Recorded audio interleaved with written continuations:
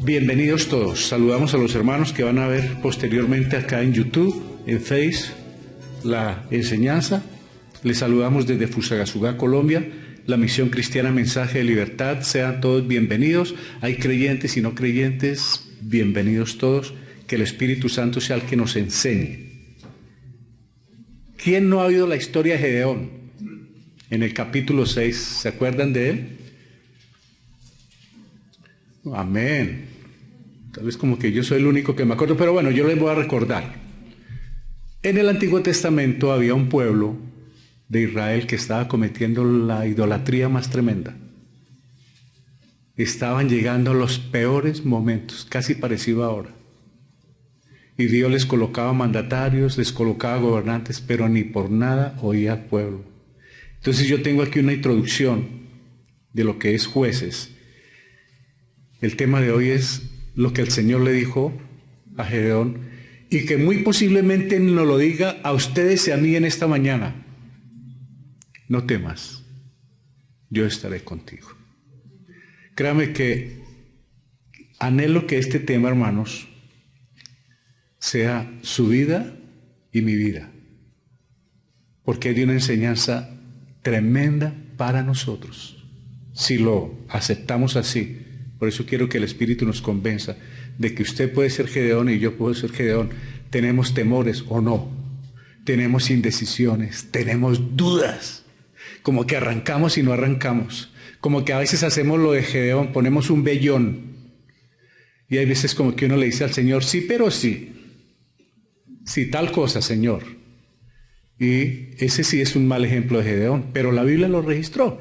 La Biblia registra las fortalezas, pero también las debilidades de los hombres. Y todos como Gedeón tenemos fortalezas y debilidades. La apostasía de Israel y la obra de los jueces. Voy a contarles rápido para entrarlos en contexto por qué vino Gedeón.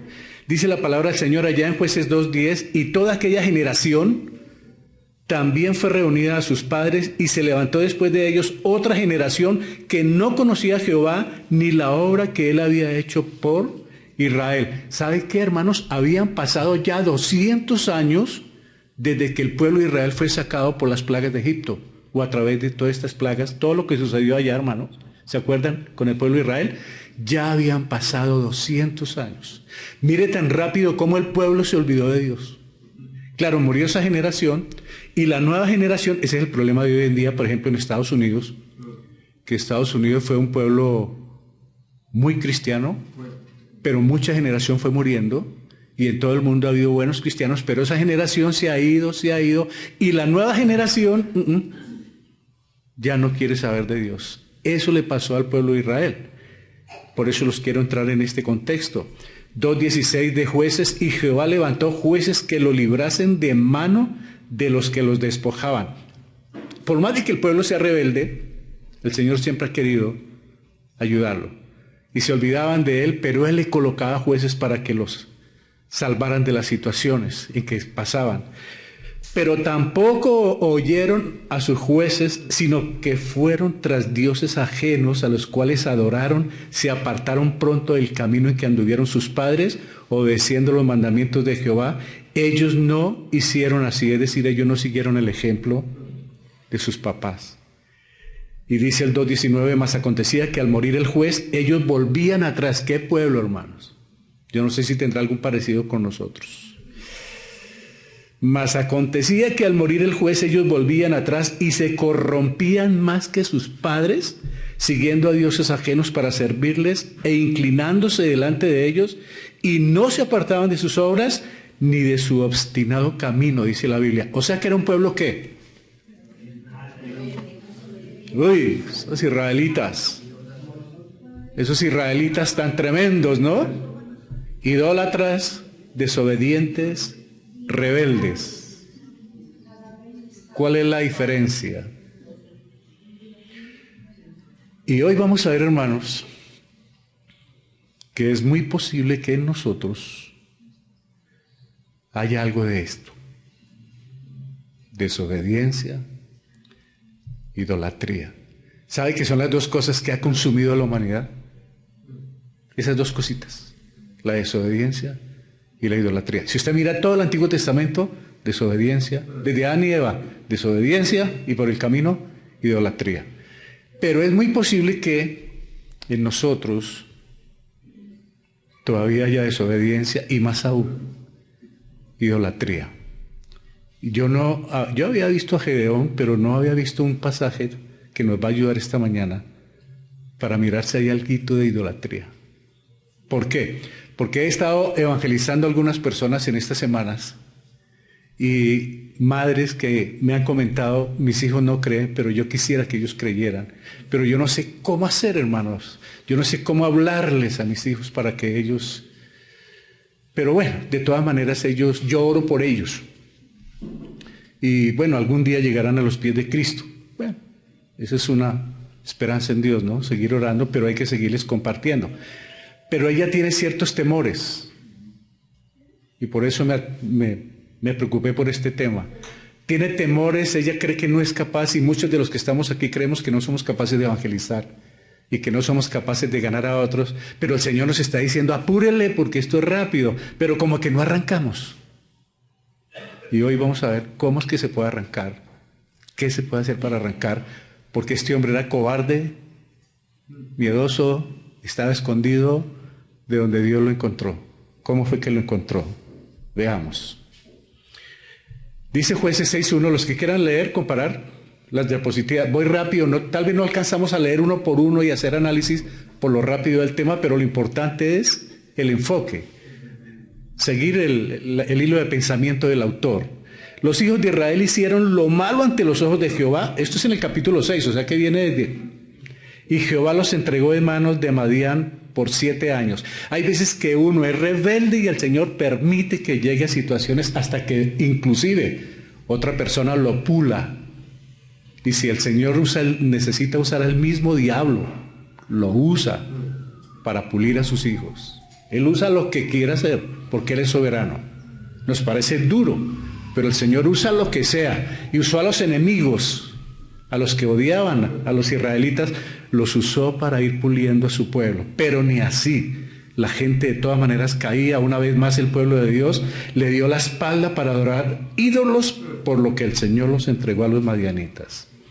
Y mire, 6:2 dice, y la mano de Madián prevaleció contra Israel. Madián eran los enemigos con los amalecitas, ¿se acuerdan? Y los hijos de Israel, por causa de los madianitas, se hicieron cuevas en los montes y cavernas y lugares fortificados. ¿Para qué? Para esconderse. Imagínense los hijos del Señor escondidos. Como si hoy en día nos tocara escondernos porque nos da vergüenza compartirle el evangelio a alguna persona. No, mejor yo no.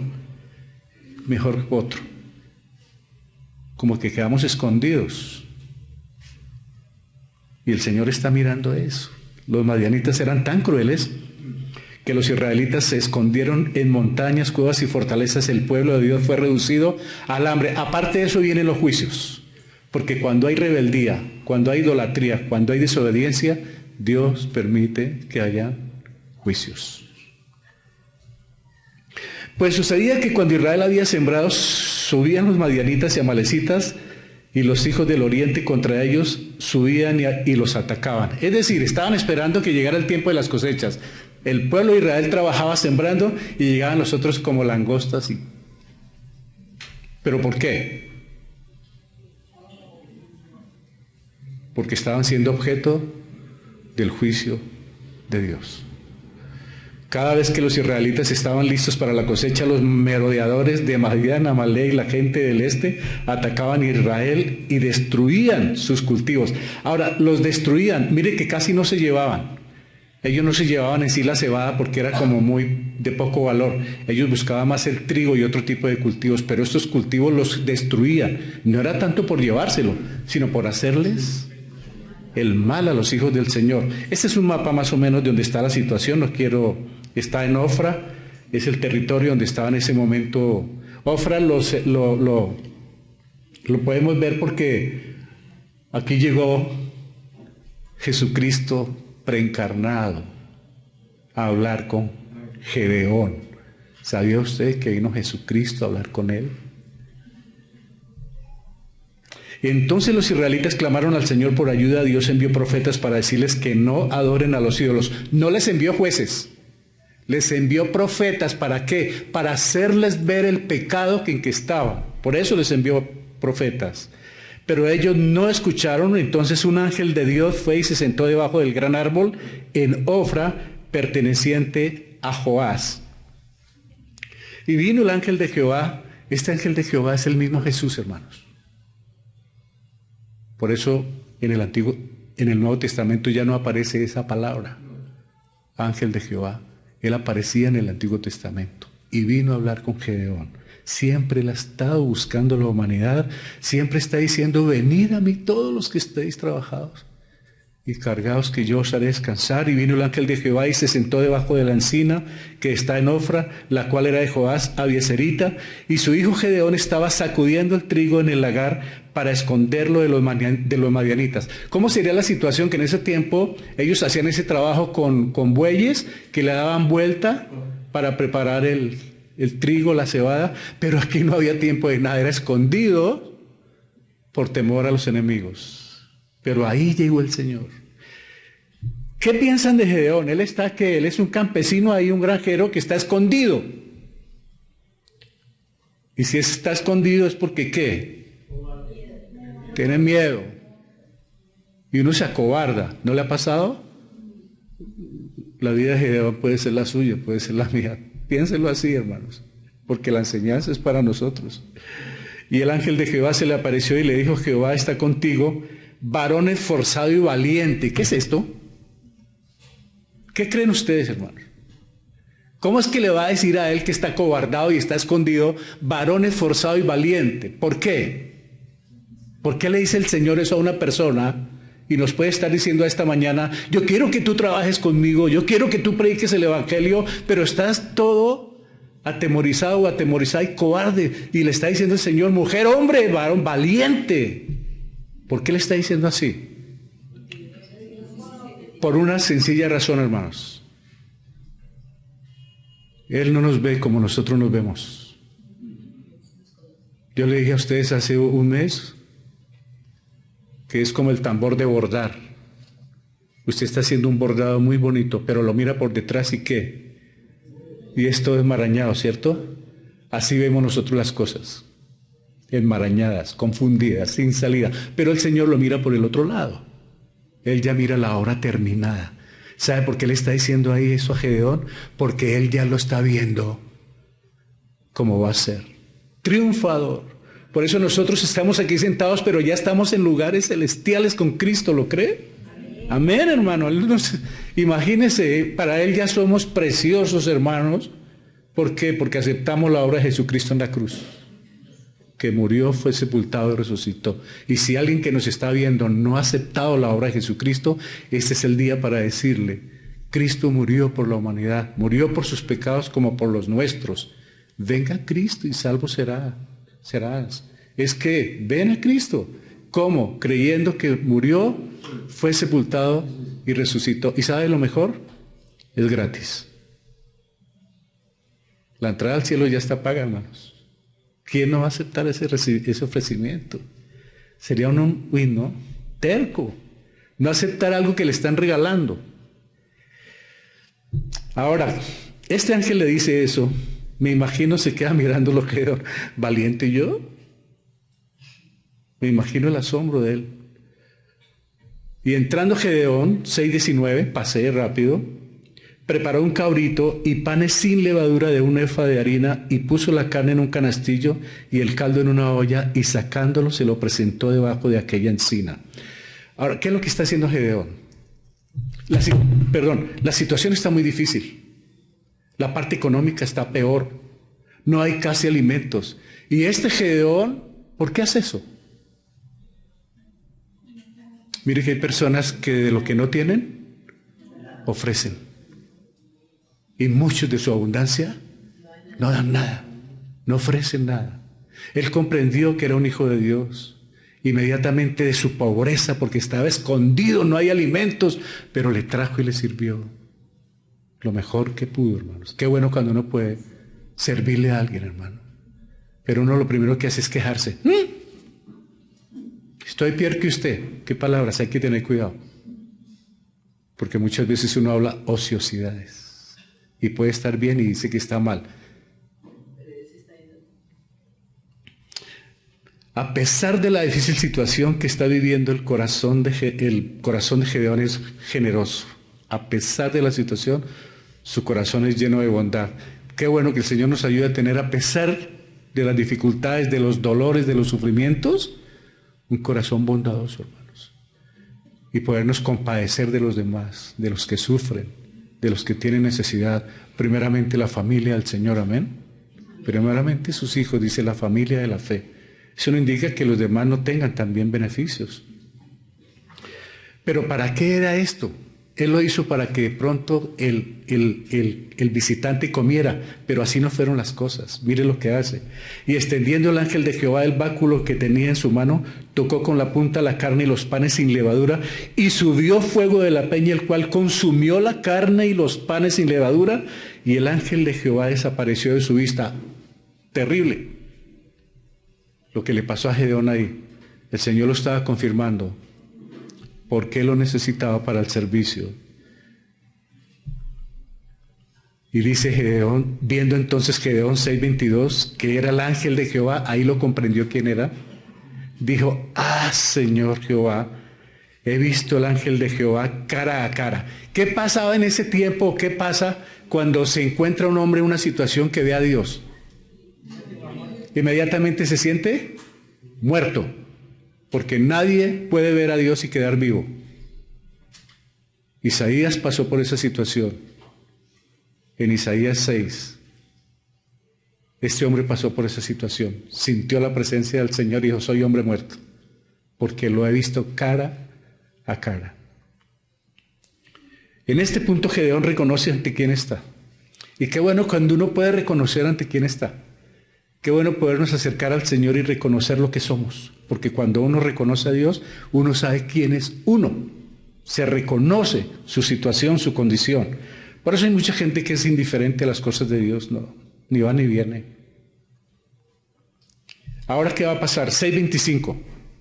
Aconteció que la misma noche le dijo Jehová, toma un toro del hato de tu padre, el segundo toro de 7 años, y derriba el altar de Baal que tu padre tiene, y corta también la imagen de acera que está junto a él.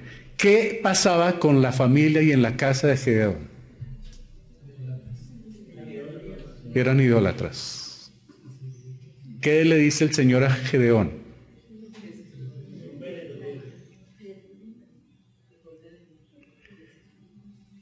El Señor va a usar a Gedeón. Hermano, hermana, esta mañana se lo digo. El Señor quiere usarnos. Pero, la limpieza tiene que empezar por casa. Sí, Él va a usar a este hombre y lo va a usar para sorprendernos a todos de la forma como Él usa a los cobardes, a los que se creen que no pueden. ¿Hasta dónde lo va a llevar el Señor? Pero antes le dice, ¿sabes una cosa, Gedeón? Hay algo en ti, en tu casa. Y vas a hacer esto. Ahí también viene la prueba de la fe. Porque imagínense que es una nación idólatra, su padre idólatra, los vecinos idólatras. ¿Qué decisión va a tomar Gedeón? Y esta mañana el Señor nos pregunta, ¿qué puede tener de idolatría en su corazón, hermano? Y a los que nos pueden estar viendo. Porque es muy posible que podemos entrar en idolatría con los hijos, con los papás, con el trabajo, con el esposo, con la pareja, con el carro, con la casa. Podemos entrar en idolatría.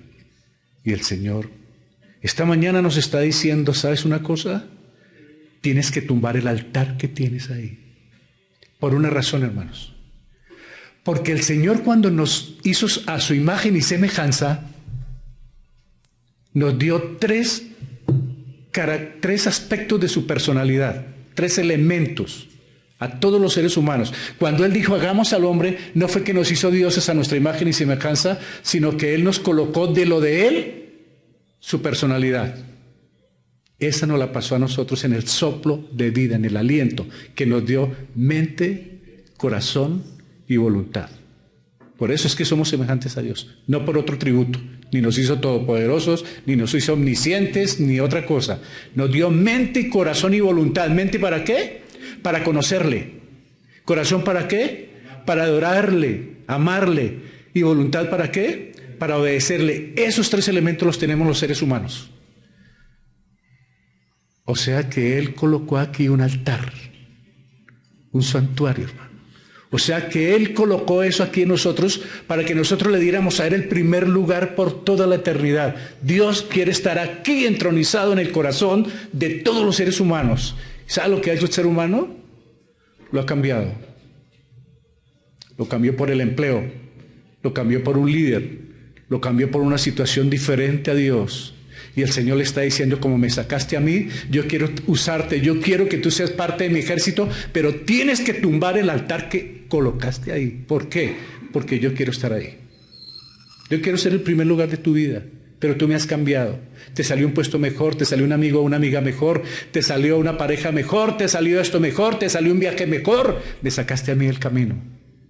No que desaprovechemos cualquier oportunidad, sino que siempre Dios debe ser el primero. Cuando lo sacamos a Él del camino, le digo una cosa con pesar y con tristeza. Cuando sacamos a Él de acá, tarde o temprano, Él tumba esto. Tarde o temprano lo derriba y vuelve a ocupar el lugar si estamos en el plan de Dios.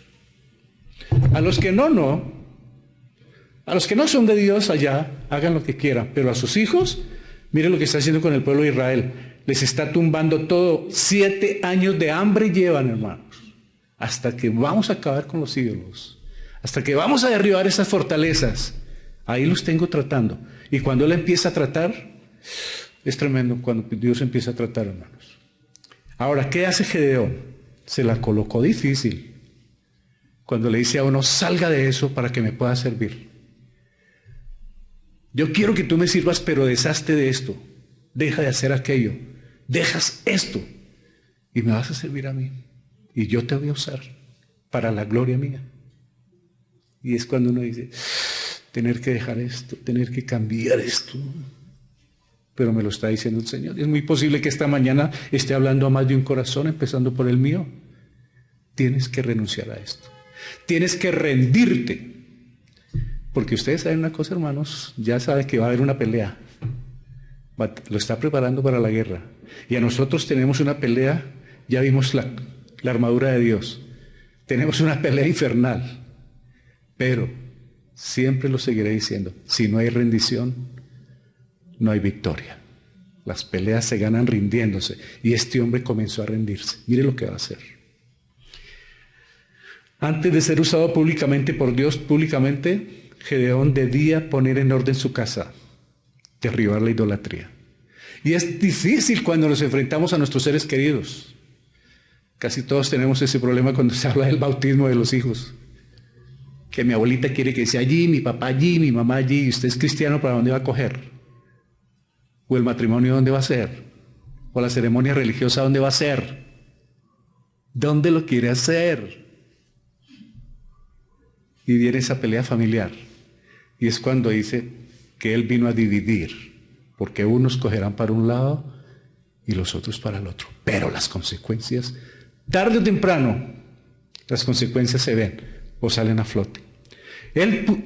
La orden es irreversible. Gedeón, quiero utilizarte, quiero usarte, vas a ser líder, vas a ser libertador, eres un valiente, eres un hombre forzado. Acaba con esto y vamos a trabajar los dos. Dice la palabra del Señor que Él lo hizo. Juntó 10 hombres y derribaron. Y 6:26 nos dice, y edifica altar a Jehová tu Dios en la cumbre de este peñasco en lugar conveniente, y tomando el segundo toro sacrifícalo en holocausto con la madera de la imagen de acera que habrás cortado. Es decir, le mandó a hacer algo diferente, un holocausto, con la madera de la imagen, de lo que derribó. Mire cómo es Dios. Aparte de eso, queme eso. Pese a los temores y a los riesgos que correría, Gedeón obedeció a la palabra de Dios. Paso primero, obedecer. Y es posible que esta mañana nos está hablando, pero yo puedo pasar de agache. Y si paso de agache, tarde o temprano, me encuentro con Dios. Y Él va a hacer lo que Él quiere en mi vida. Revise bien, hermano. Revíselo bien ahí sentadito. O si nos está viendo, revíselo bien. ¿Es posible que haya algún ídolo? Recuerde lo que tiene en la casa. Hay veces podemos tener hasta un plato. Hay veces tenemos hasta un adorno que se me volvió el ídolo. Revíselo, piénselo, para que Dios pueda trabajar. Cuando Él construyó el altar, los que puedan leer después el libro de Daniel, el de Jueces ahí, Él consiguió 10 hombres fuertes, fueron y tumbaron eso. ¿Y qué pasó cuando tumbaron eso? Los ídolos fueron a buscarlo a la casa. Cuando el pueblo se levantó al otro día, hermanos, imagínense que aquí tumben la iglesia allá en el centro y cuando la gente se levanta el otro día no están sino los... ¿Sabe lo que hicieron? Se pusieron a buscarlo. Dice la palabra en el verso 27, entonces Gedeón tomó 10 hombres de sus siervos e hizo como Jehová le dijo, mas temiendo hacerlo de día por la familia de su padre, había temores, ¿no? Y por los hombres de la ciudad lo hizo de noche. Y en el verso 28 dice, por la mañana cuando los de la ciudad se levantaron, he aquí que el altar de Baal estaba derribado y cortada la imagen de acera que estaba junto a él, y el segundo toro había sido ofrecido en holocausto sobre un altar edificado, y se dijeron unos a otros, ¿quién ha hecho esto? Y buscando e inquiriendo le dijeron, Gedeón, hijo de Joás, lo ha hecho. Entonces los hombres de la ciudad dijeron a Joás, al papá, saca a tu hijo para que muera, porque ha derribado el altar de Baal y ha cortado la imagen de acera que estaba junto a él. Mire la idolatría hasta dónde lleva a las personas. Si hay que matar a otro, hay que matarlo, porque nos quitó. Y es que es muy feo que le quiten a uno lo que uno tiene arraigado y que no quiere soltar. Es de la cosa más tremenda. Por eso dice el Señor allá en Hebreos, despojaos del peso y el pecado que os asedia. Y cuando dice la palabra despojados, quiere decir arrancar. Y arrancar las cosas de acá, hermano, duele muchísimo. Que le arranquen a uno algo que no es bien, duele muchísimo. Pero mire lo que contestó el papá de él. Y Joás respondió a todos los que estaban junto a él, ¿contenderéis vosotros por Baal? O sea, ¿se van a agarrar ahora por la imagen? Mire lo que les dice.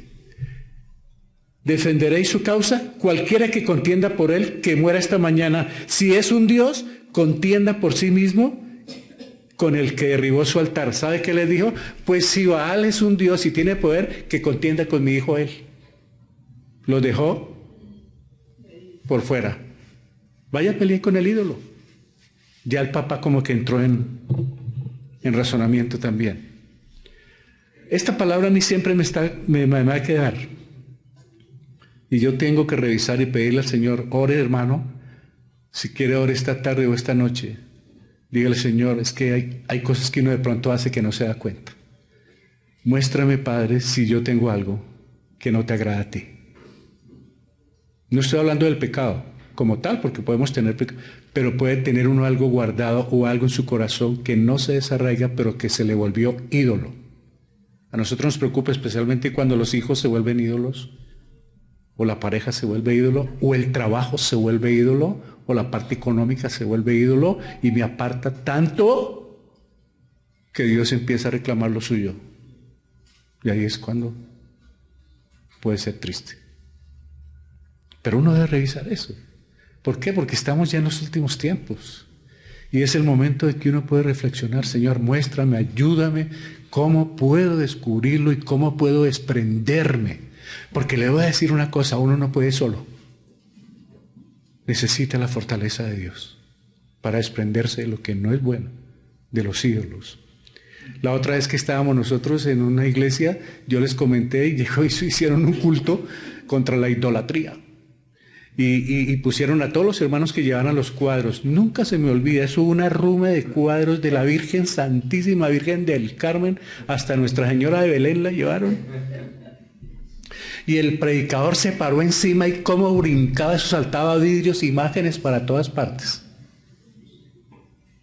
Y la gente lloraba. Bueno, yo creo que era como los profetas de Baal gritando y casi sajándose.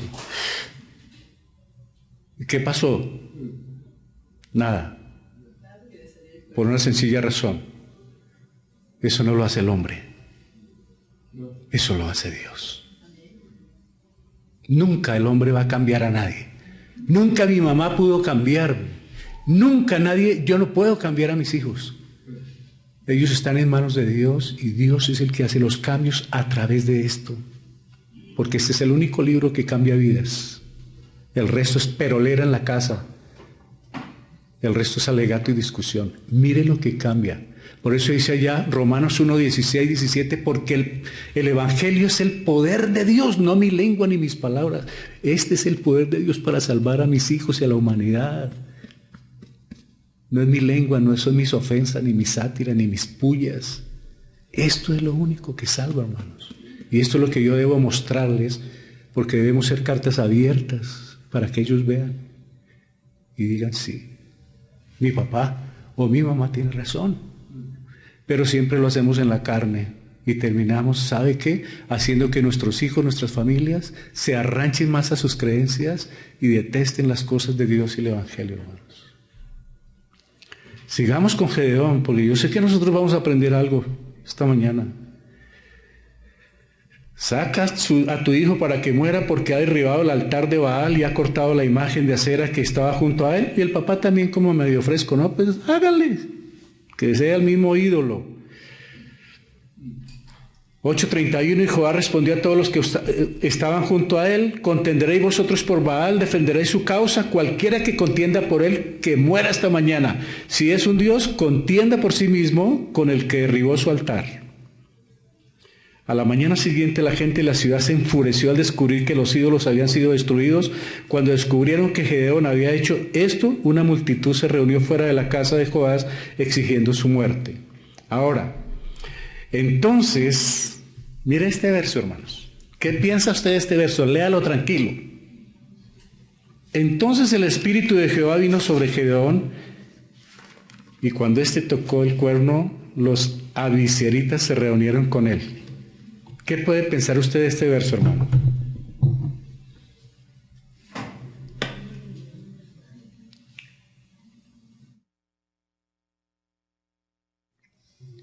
Porque es que la Biblia hay que meditar. Por eso uno muchas veces, porque va de largo, y uno no ve los versos más como con detalle.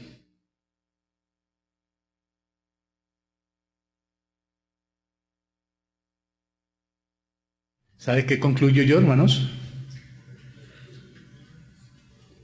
Limpia la casa. El Espíritu Santo tome. Ahora, eso no nos puede pasar hoy en día porque ya tenemos el Espíritu Santo. Pero si limpio la casa, se aviva. Como decimos nosotros, se despercude. Porque el pecado y la idolatría, la desobediencia lo tienen. Pero en la medida que se le quitan todas esas arandelas, odio, resentimiento, orgullo, él empieza a avivarse. Y empieza a ver una persona, una iglesia, con avivamiento, no con escándalo, con avivamiento, que es distinto. Vea cómo llegó el Espíritu Santo. Ahora, en esa época, el Espíritu Santo llegaba así. Porque el Espíritu Santo no moraba en la tierra como después de Pentecostés, que ahora mora con nosotros. En esa época se daba a ciertas personas para cumplir trabajos especiales. Por eso David dijo: no quite de mí tu Santo Espíritu, porque también se lo quitaba como se lo quitó al rey Saúl. Ahora no se lo quita a nadie. Dice Primera de Juan, la unción del Santo permanece en nosotros. Lo recibimos un día cuando creímos en Cristo, entró el Espíritu Santo en nuestra vida. Dice Efesios 1:13, y habiendo oído y creído en el Evangelio de la verdad, fuimos sellados por el Espíritu Santo. Cuando uno cree, entra a su vida hasta que esté en el cielo. Nunca se va a apartar de nosotros. En esta época sí. porque no moraba en la tierra. Nosotros somos más privilegiados. Después de Pentecostés vino a morar en la tierra. Con tanta perversidad que hay ahora, hermanos, con tanta perversión y maldad, y el Espíritu está aquí. Imagínense cuando venga la tribulación que el Espíritu se va. ¿Cómo ir a hacer esto sin el Espíritu? ¿Qué quiere decir esto? Que no está la iglesia que ora, la iglesia que predica, la iglesia que entrega Biblia, la iglesia que entrega tratados, el Espíritu Santo trabajando, y algo detiene un poco la maldad. Imagínense cuando esto se quite. Peor, viene la peor situación para la humanidad. 6:35, y envió mensajeros por todo Manasés, y ellos también se juntaron con él. Asimismo envió mensajeros a Aser, a Zabulón, a Neftalí, los cuales salieron a encontrarles. Es decir, el líder tímido, el campesino tímido, aquel que estaba ya escondido ahora, ¿qué tiene? ¿Por qué? Muy bien, un líder, ¿por qué? Amén. Por eso los apóstoles, el Señor les sopló y les dio el Espíritu Santo en Juan. Pero les dijo, quietos ahí en Jerusalén hasta que sean investidos de poder. Y cuando vino Pentecostés, ese Pedro que había llorado y que se había escondido, miren a Gedeón, ahora ese Pedro es el que estaba predicándole, diciéndoles a ellos, ustedes fueron los que lo crucificaron. Ya hacen valiente, porque el Espíritu da poder. No para tumbar a la gente, sino da poder para convencer la predicación. El Espíritu trabaja de tal manera que ese día se convirtieron 3,000 amalayas esas predicaciones. Amalayas. Hoy en día, hermanos. Gedeón tuvo un encuentro personal con Dios, obedeció su palabra, derribó la idolatría, construyó un altar a Dios, y entonces el Espíritu tomó posesión de él. Listo para trabajar, Gedeón. Te voy a dar el mejor equipo, y es el que esta mañana nos está diciendo, lo tenemos, pero algunos lo tenemos contristado. El mejor equipo que puedes tener, el Espíritu Santo, que te va a guiar y te va a acompañar. Y dice Mateo, predica el Evangelio, y yo estaré contigo hasta el fin del mundo. ¿Qué tal la promesa? Predica el Evangelio, que yo te voy a estar acompañando hasta el fin del mundo, voy a estar contigo. Mire, empezó el trabajo ahí con Gedeón, va a empezar ahora, pero viene algo que no es bueno, hermanos. Pues lo colocaron ahí en la Biblia, pero... Y Gedeón dijo a Dios, si has de salvar a Israel por mi mano, como has dicho, Señor, entonces, ¿qué? He aquí que yo pondré un vellón de lana en la era, y si el rocío estuviera en el vellón solamente, quedando seca toda la otra tierra, entonces entenderé que salvarás a Israel por mi mano, como lo has dicho. ¿Qué empezó a hacer Gedeón en medio de esa confianza del Espíritu Santo? Empezó con, sí, pero sí. Sí, pero... Tú sabes, Señor, que... Pero... Exactamente. Y así la mayoría de nosotros somos. Podemos ir a visitar al enfermo, podemos ir a saludar a la persona que está sufriendo. Sí, pero creo que va a llover. Sí, pero creo que no hay carro. Sí, pero creo que no tengo gasolina. Y siguió, y el Señor le contestó. Aparte de eso, Dios es, en cierta forma, ahí fue complaciente. Y aconteció así, pues cuando se levantó de mañana, exprimió el vellón y sacó de él el rocío, un tazón lleno de agua. Dios fue complaciente, pero eso no quiere decir que es la norma, hermanos. Gedeón dijo a Dios, no se encienda tu ira. Señor, voy a seguir, qué pena contigo, pero ayúdame en esta otra debilidad. No se encienda tu ira contra mí, si aún hablar esta vez. Solamente probaré ahora otra vez con el vellón. Te ruego que solamente el vellón quede seco y el rocío sobre la tierra. O sea, lo contrario. ¿Qué hubiera hecho si yo soy Dios o usted? Mire, ¿sabe qué, hermanito? No, usted no sirve para esto. Lleno de perendengues, que espera hago la llamada, que espere chatea un poquito, Señor, pero es que voy un guasacito ahí. No, sabe que el Señor, en medio de todo lo que nos está enseñando, es cómo es de compasivo. Y eso es lo que ha sido con nosotros. Cómo ha tenido de compasión con nosotros, porque creo que nosotros no hemos sacado un vellón, no hemos sacado tractomulas de vellones. Y el Señor siempre ahí, siempre con nosotros. Sin embargo, repito, esto no es ejemplo a seguir. Ponerle al Señor. Y aquella noche lo hizo Dios, así como el vellón quedó seco. Y aquella noche lo hizo Dios así. Solo el vellón quedó seco y en ti y en toda la tierra hubo rocío. Todo lo contrario de la noche anterior. No me demoro mucho en estos detalles porque le digo, no es el mejor ejemplo. Colocarle pruebas a Dios. Y entramos rápido al capítulo 7. Ya está preparado, hermanos. Lo preparó al hombre, el hombre se rindió a Dios, le obedeció a Dios, limpió la casa, idolatría al piso. ¿Estás preparado? Ahora sí vamos a la batalla, Gedeón. A pesar de las pruebas que me pusiste, yo fui complaciente contigo, pero ahora te voy a llevar a la victoria. Jueces 7:1, pasamos al capítulo 7. Levantándose pues de mañana Jerobbaal, el cual es Gedeón, le habían colocado este nombre porque él tumbó a Baal, y todo el pueblo que estaba con él acamparon junto a la fuente de Aharoth, y tenía el campamento de los madianitas al norte, más allá del collado de Moré, en el valle. Es decir, miró y allá estaba todo. Contra esos va a ser la pelea. Y allá estaban todos. ¿Sabe cuántos hombres habían? 135,000. Pero no importa, Gedeón también tenía más de 20,000. Pero ¿qué va a pasar con esos hombres? Los madianitas y sus aliados habían reunido un poderoso ejército para despojar a los israelitas de sus cosechas y alimentos. Dios prometió a Gedeón que le daría la victoria sobre ellos. Él está mirando, pero aún él tiene como ciertos temores, hermano. ¿Por qué? Porque nosotros los seres humanos siempre estamos con algunos temores. Gedeón sabía que el Señor lo había elegido a él y a su pequeño ejército para liberar a los israelitas de los 135,000 soldados enemigos acampados en el valle de Jezreel. Ay Dios, ¿qué va a hacer Gedeón? ¿A qué hora va a atacar? ¿Cómo va a atacar? Instrucciones 7:2. Y Jehová dijo a Gedeón. Ahora, ¿qué quiere decir y Jehová dijo a Gedeón?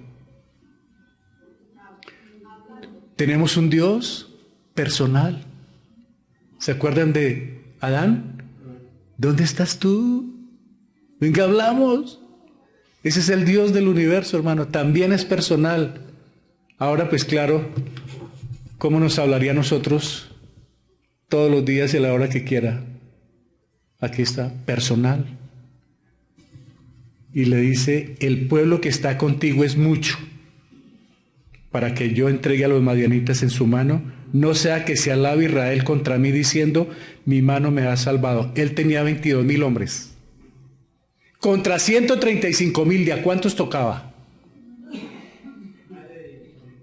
Y aparte de eso, el Señor le dice, ¿sabes una cosa? Ese pueblo es mucho. ¿Por qué le dice eso el Señor a Gedeón? Por una sencilla razón. No sea que usted se alabe a usted mismo y sabe que el Señor tiene que cortar ciertas cosas para que uno no se jacte de que fue por mí. Por eso yo le aconsejo a los hermanos, cambien el vocabulario, no estén atados con el cuento, yo hice, yo compré, yo construí, yo traigo, yo llevo, yo. Porque le voy a decir una cosa, el único yo es el yo soy. Y uno de los grandes errores que cometemos nosotros es yo. Y se jacta uno. Y sabe una cosa, todo lo que tenemos, si alguien tiene una casa, un carro, si alguien tiene un vestido que ponerse, un alimento que probar, créame, no fue por usted ni por mí, ¿sabe? Fue por la misericordia de Dios, hermanos. Porque el día que Él quiera, suspende el que sea. Entonces nosotros lo único que vemos es, Señor, así sea una agua de panela, gracias Padre Santo, viene de ti. Y el rocío, la lluvia, no le dé rabia cuando llueve, cuando haga sol, porque viene de arriba, hermanos. Pueda que a nosotros no nos guste, pero a otros beneficia y tenemos mercado en la plaza, hermanos. Pueda que no nos guste, pero a la hora del té, sí comemos. Entonces uno piensa en el campesino, yo cuando veo bendito sea Dios porque hay cosechas, hermano. Que me toca usar paraguas, úselo. 5,000 pesos creo que vale. Así se le queda en la buceta como a mí cada rato, pero bueno. Una sola vez que compré uno, ya quedó. ¿Qué les digo, hermano? El pueblo que está contigo es mucho para que yo entregue a los madianitas en su mano, no sea que se alabe Israel contra mí diciendo mi mano me ha salvado. Hay veces que el Señor tiene que cortar cositas para que no se jacte, para que no se salga de entre la ropa, le corta lo que tiene que cortar, hermano. económica, emocional, sentimental, físicamente, porque hay veces uno puede estar bien de salud y se siente como muy guapito. Y a urgencias va a parar. O al préstamo. ¿No dice que lo tenía todo? O la pareja, ¿no decía que usted era...? O sea, nos toca tener un cuidado para en todo darle el primer lugar al altar donde Él nos puso. Un corazón para amarle, una mente para conocerle y una voluntad para obedecerle. Siempre debe tener en cuenta esto. La victoria es de Dios, es lo que le está diciendo. Esto, y todas las batallas del pueblo de Israel, hermanos, todas las guerras, las ganó fue Dios. Y nuestra lucha las gana es el Señor, hermanos. El asunto es que nosotros queremos ganarlas por nuestras propias fuerzas. Y ahí viene lo que va a pasar tarde o temprano. Fracasamos. ¿Qué más nos dice Gedeón? Aquí sucedió algo extraño. No ha habido aclaración sobre lo que pasó con estos hombres, hermano. Le dice el Señor en 7:5. Entonces le dice la palabra del Señor. Entonces llevó al pueblo a las aguas. Y Jehová dijo a Gedeón: cualquiera que lamiere las aguas con su lengua como lame el perro, a aquel podrás aparte. Asimismo a cualquiera que se doblare sobre las rodillas para beber, asimismo al que doblare las rodillas para beber. O sea, a los que se arrodillen para tomar agua, a los que haga como un perrito, pásenlos. No sabemos por qué hizo eso. Yo no encontré ninguna explicación. Teológicamente no veo nada que diga. Quería hacer una separación. ¿Quiénes son los que hacen así y quiénes los que lo hacen así? Y de ahí mire lo que va a pasar. Entonces, con estos hombres los entregaré en tus manos. ¿Cuántos vinieron a quedar? 300. Si uno se pone a dividir 135,000, 300, 400 y pico. O sea que de a uno contra 400. Imagínense, hermanos, aquí donde yo me rebato y ustedes cómo me vuelven. No son sino poquitos. Imagínense una cantidad de estas, donde uno se porte mal. Tantos hombres, 400 por uno. Yo lo pensaría, ¿no? Cualquiera. Y sucede algo fenomenal aquí de lo que está haciendo Dios. Él está dando a un hombre la promesa. Llega la noche. Aconteció que aquella noche Jehová le dijo: levántate y desciende al campamento, porque yo lo he entregado en tus manos. 7:10. ¿Qué encuentran ahí ustedes en esa expresión, hermanos? Es de noche. Allá está el campamento en el valle. Le dice el Señor a Gedeón: vaya, péguese una ojeadita, pero vaya hasta allá. ¿Eso da miedo o no? Pero aquí hay una palabra, yo no sé si ya la encontraron. Siempre lean la Biblia con propósito, hermanos. Aquí hay una palabra que lo deja a uno. ¿Se acuerda cuando Abraham iba a sacrificar a su hijo allá en Génesis? ¿Qué fue lo que Abraham le dijo a los que estaban con él? Espérenme aquí, que yo y el muchacho volveremos. ¿Qué tenía él aquí? Fe, la seguridad de que él iba y volvía. Él iba a sacrificar, no sé lo que iba a pasar, pero él dijo: yo voy y vuelvo. Él tenía una fe en Dios. Dijo: si el hijo muere, yo sé que él va a resucitar. Él tenía una fe en Dios. ¿Sabe lo que está haciendo aquí el Señor? Aconteció que aquella noche le dijo: levántate y desciende, porque yo lo he entregado. O sea que ya gané la batalla. Tiempo pasado. No está diciendo yo se lo entregaré. Mire hasta dónde lo está llevando a este miedoso. Tranquilo, Gedeón, ya se los entregué, ya los maté. Vaya, échale una mirada. O sea, le estaba dando era más seguridad. Él no está diciendo a futuro, sino ya fue un hecho para mí. Y las batallas ya están ganadas en Cristo, hermano. Porque el diablo ya fue derrotado cuando Él resucitó, hermano. Entregado. Tiempo pasado. Dios comprende los temores de Gedeón, tiene compasión, pero le promete la victoria. Ahora, el Señor lo mandó con un compañero, ¿se acuerda? En 7:10, por allá, 7:10-13, dice la palabra del Señor, 7:10, y si tienes temor de descender, baja tú con furia a tu criado al campamento. Y dice el 11, y oirás lo que hablan, y entonces tus manos se esforzarán, y descenderás al campamento. Y él descendió con furia a su criado hasta los puestos avanzados de la gente armada que estaba en el campamento. 12, y los madianitas, los amalecitas y los hijos del oriente estaban tendidos en el valle como langostas en multitud, oído esta palabra, y sus camellos eran innumerables como la arena que está a la ribera del mar en multitud. ¿Sabe hasta dónde llegó el Señor? A veces uno Dios lo deja. ¿Tiene miedo? Bueno, vaya con otra persona. Mire cómo es pero lo hizo fue por compasión. Porque Dios en medio de todo, ustedes saben cómo es Él.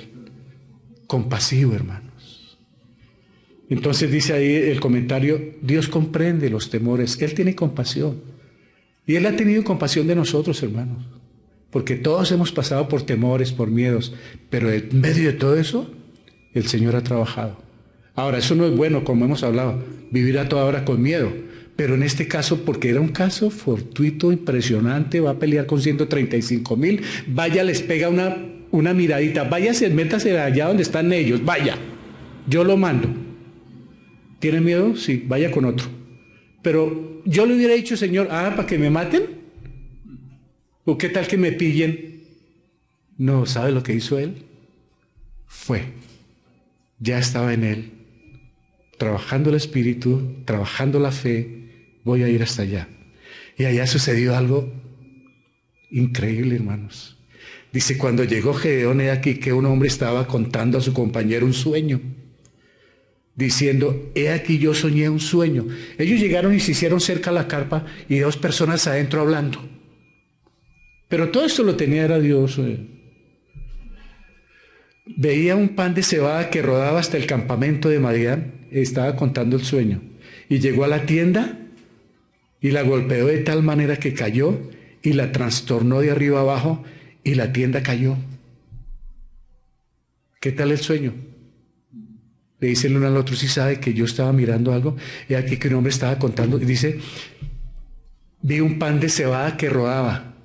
Ahora, Gedeón estaba en la parte de arriba. Ellos estaban abajo en la llanura. Vi un pan de cebada que rodaba. Y llegó a la tienda y la destruyó. ¿Qué quiere decir eso? En la época de Gedeón, un pan de cebada no tenía gran valor. Un pan de cebada en los días de Gedeón era señal de pobreza y debilidad. Pero Dios iba a usar este campesino ordinario para lograr una gran victoria. Ya el Señor le había puesto en el corazón a este hombre el sueño. Mire lo que dice el 14. Y su compañero respondió después de que le contó lo del pan, esto no es otra cosa sino la espada de Gedeón. Entre ellos hablando, hijo de Joás, varón de Israel, Dios ha entregado en sus manos a los madianitas con todo el campamento. Cuando Gedeón oyó el relato del sueño y su interpretación, adoró. Y vuelto al campamento de Israel, dijo, levantaos, porque Jehová ha entregado el campamento de Madián en vuestras manos. El sueño le confirmó a él que la victoria era un hecho. Pero aquí hay algo lindo, hermanos. En el verso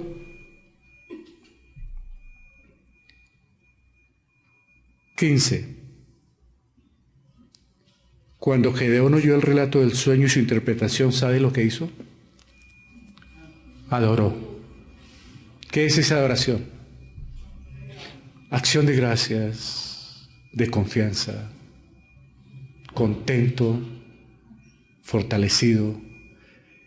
El Señor ha hecho muchas cosas con nosotros, hermanos. ¿Y sabe una cosa? Le hemos dado la espalda.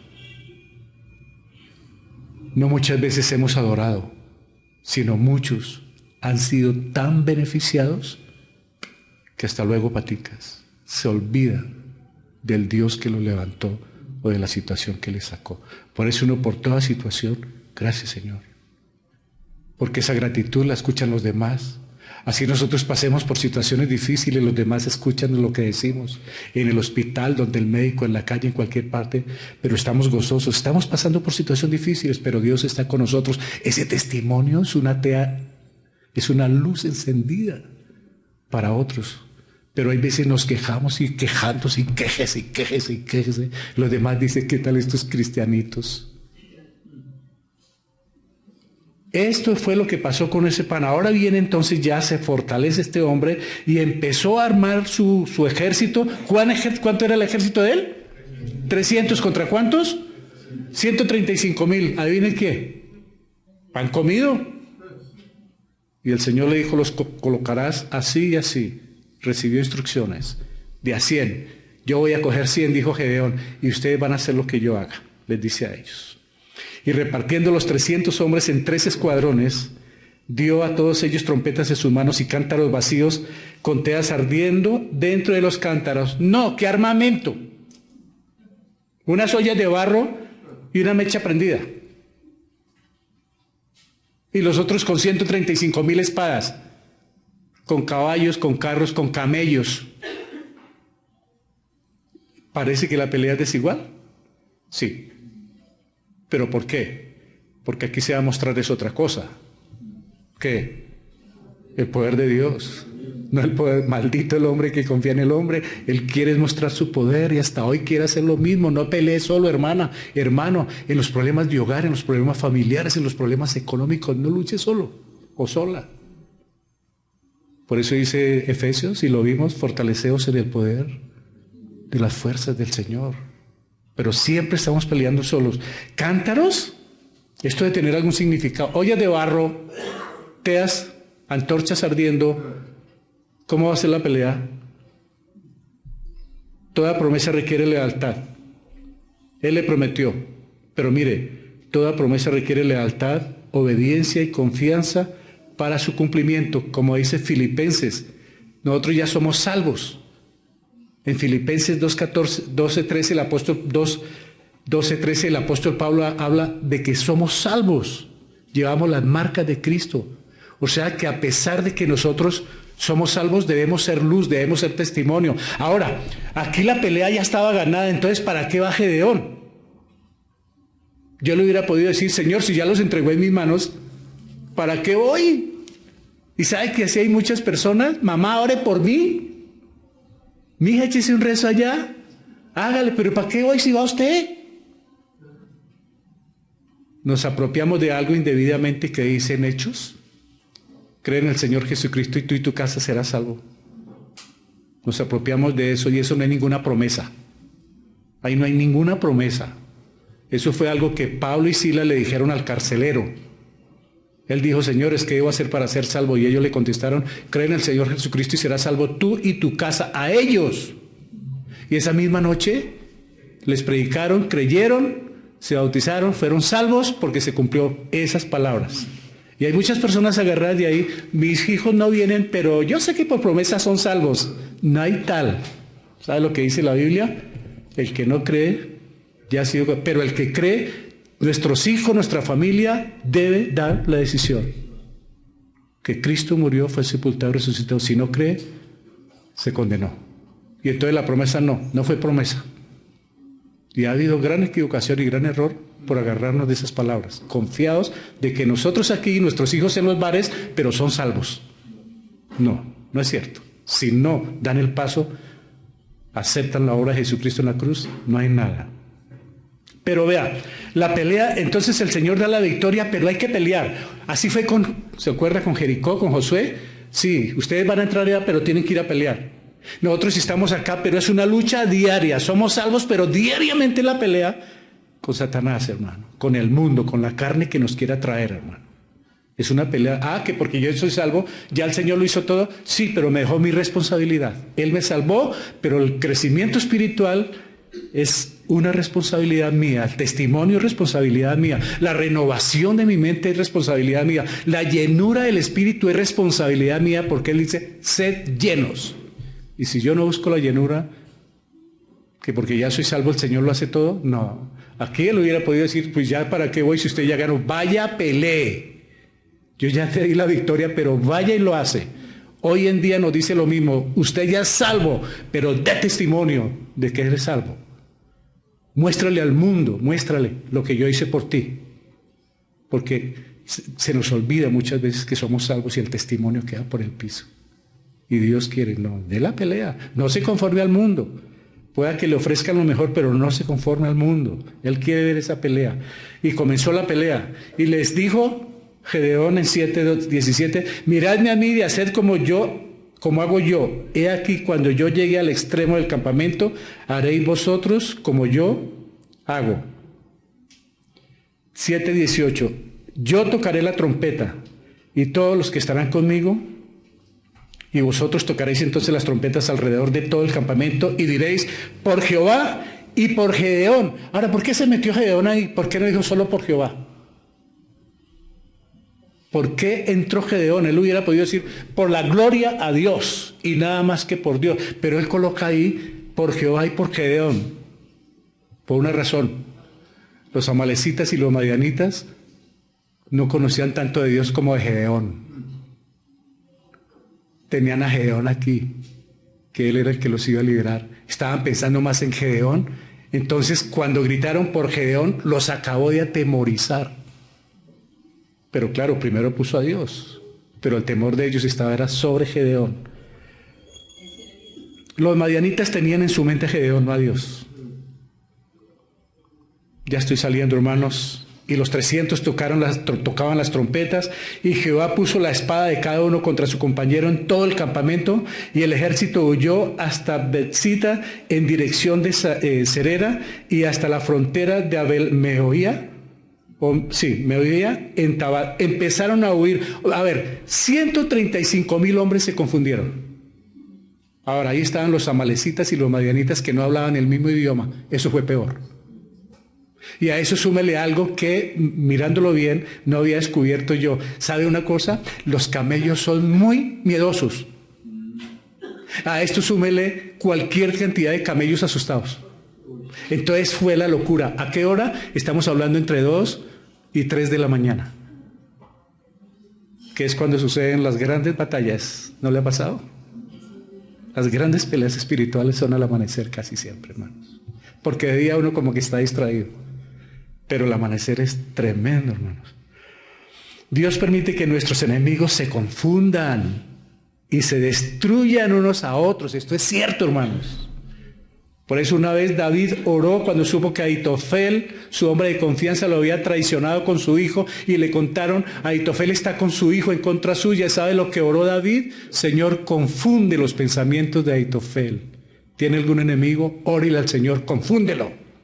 No le diga, trate con él, quiero verlo espichado. El Señor no le va a hacer caso en ese sentido, pero sí le hace caso en algo. El Señor le colabora a uno diciendo, Señor, confúndelos.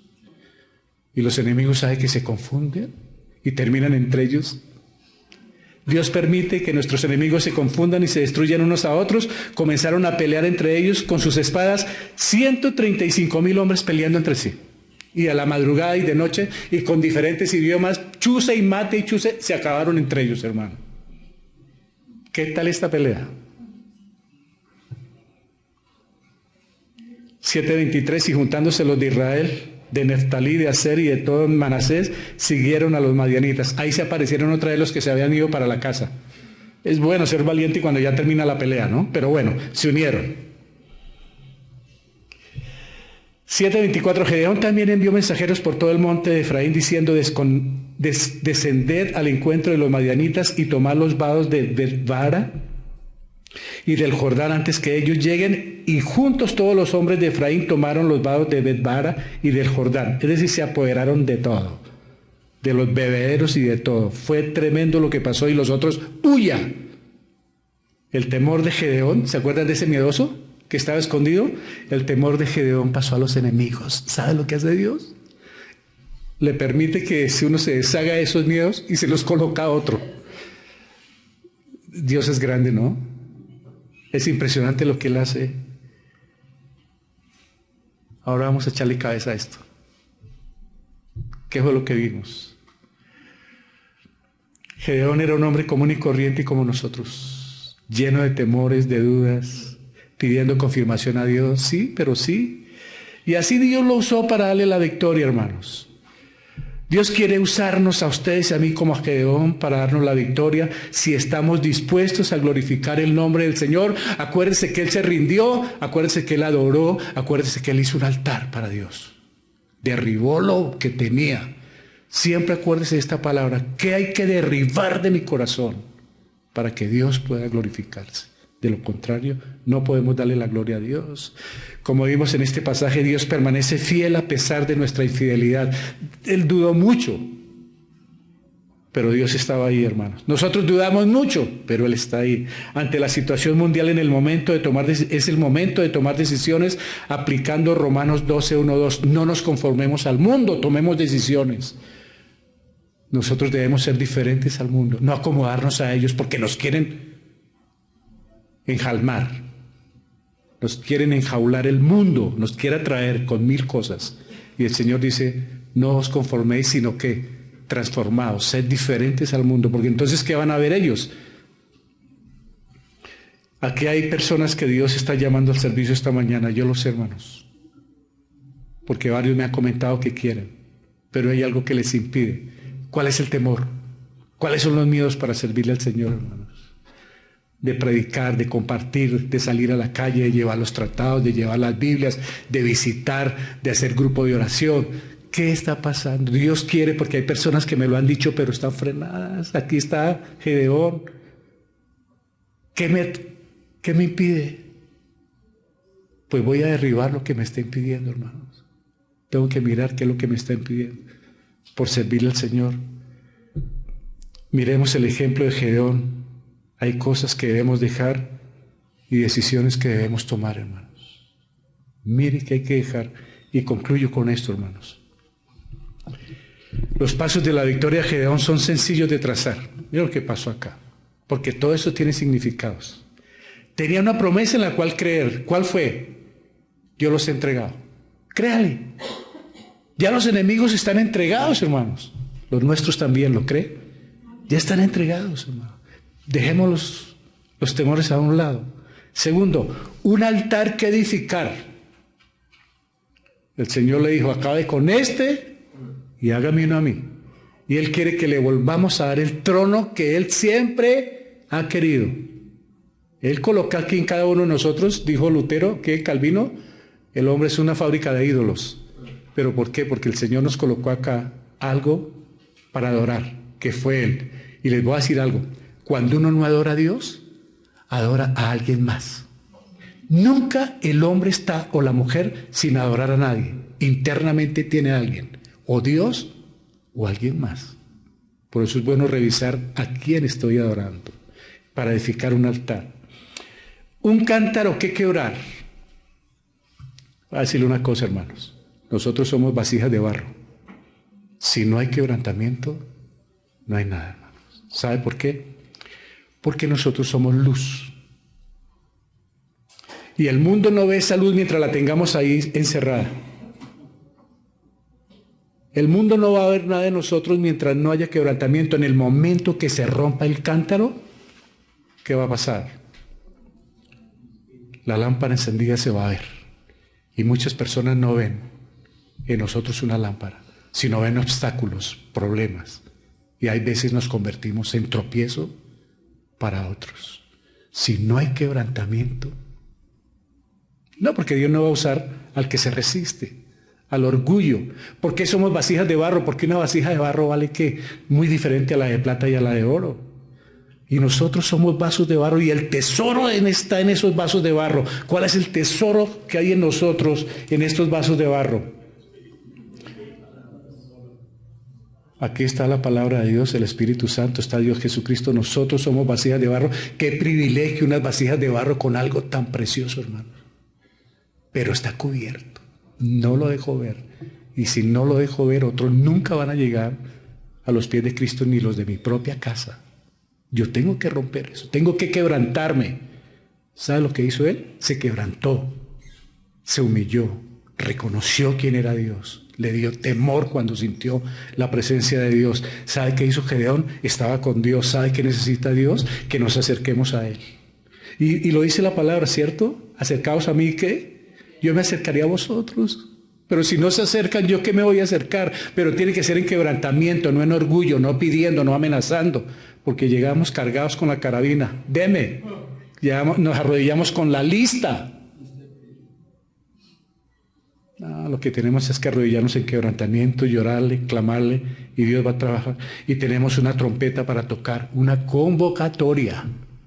¿Qué es esa trompeta? Llamar a otros. ¿A qué? Al arrepentimiento. ¿Cómo?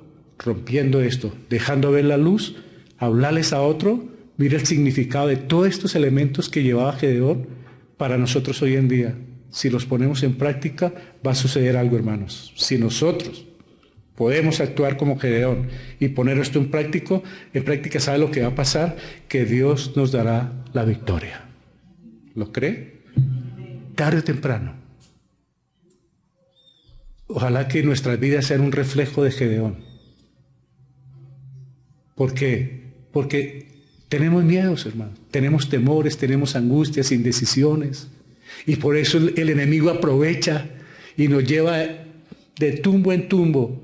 Y asustados, si lo hago, no lo hago, voy, no voy, sí, sí, no. Y así no la pasamos tiempos. Y a mí me da tristeza pasar aquí en este local años pagando arriendo, regalando prácticamente esa plata, hermanos.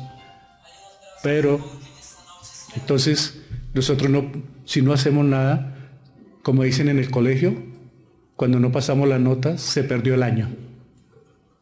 Aprovechemos este local, capacitémonos más en nuestros hogares, rindámonos y hagamos sonar esa trompeta. ¿Sabe qué la trompeta era para ellos? Convocación, convocatoria.